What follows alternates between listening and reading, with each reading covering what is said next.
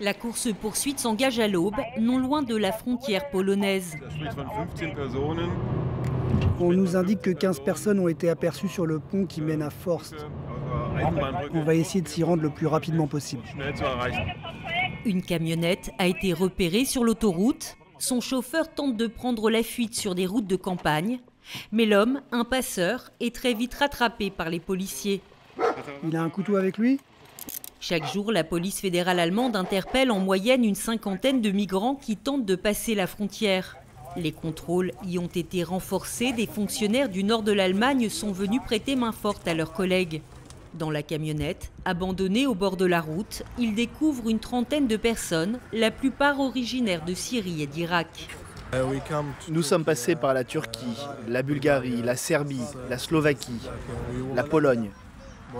Et maintenant, nous voilà ici et nous sommes épuisés. Dans cette région frontalière, le nombre d'arrivées a doublé depuis le début de l'été.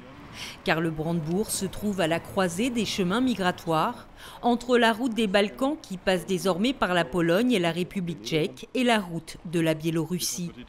La Pologne, qui est le premier pays touché sur la route biélorusse, a réagi et a mis en place des mesures très strictes le long de sa frontière avec la Biélorussie. Elle a notamment construit une barrière. Cela a freiné les passages, mais cela ne les a pas complètement arrêtés. Et à cela s'ajoute maintenant la route des Balkans.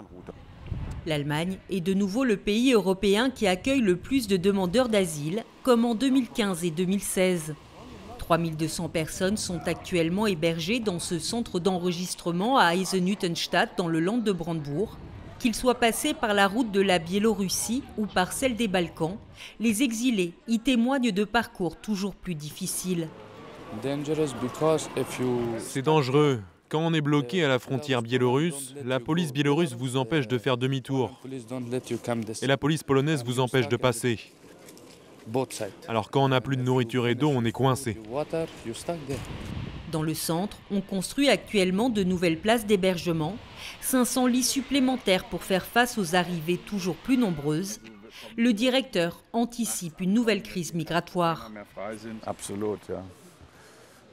La seule différence avec 2015 et 2016, c'est que les passages sont désormais bien mieux organisés et que pour certains, c'est devenu un véritable business. La police fédérale parvient à interpeller de nombreuses personnes à la frontière, mais le nombre de ceux qui parviennent à passer sans se faire repérer est nettement plus élevé. Dans la région, les communes sont en première ligne. Ce sont elles qui gèrent et financent la prise en charge des demandeurs d'asile. Alors à Guben, une petite ville frontalière de la Pologne, le maire milite depuis des mois pour la fermeture des frontières, à l'instar de nombreux responsables politiques locaux et régionaux. Les habitants sont inquiets. Et il est donc d'autant plus important qu'on fasse acte de présence pour faire face à la situation et que l'État montre qu'il est en mesure d'arrêter les passages illégaux à la frontière. En tout cas ici, nous sommes vraiment arrivés aux limites de nos capacités. L'Allemagne a accueilli plus de 200 000 demandeurs d'asile depuis le début de l'année. Sous pression et dans un contexte de montée de l'extrême droite, le gouvernement envisage finalement d'instaurer des contrôles stationnaires à ses frontières.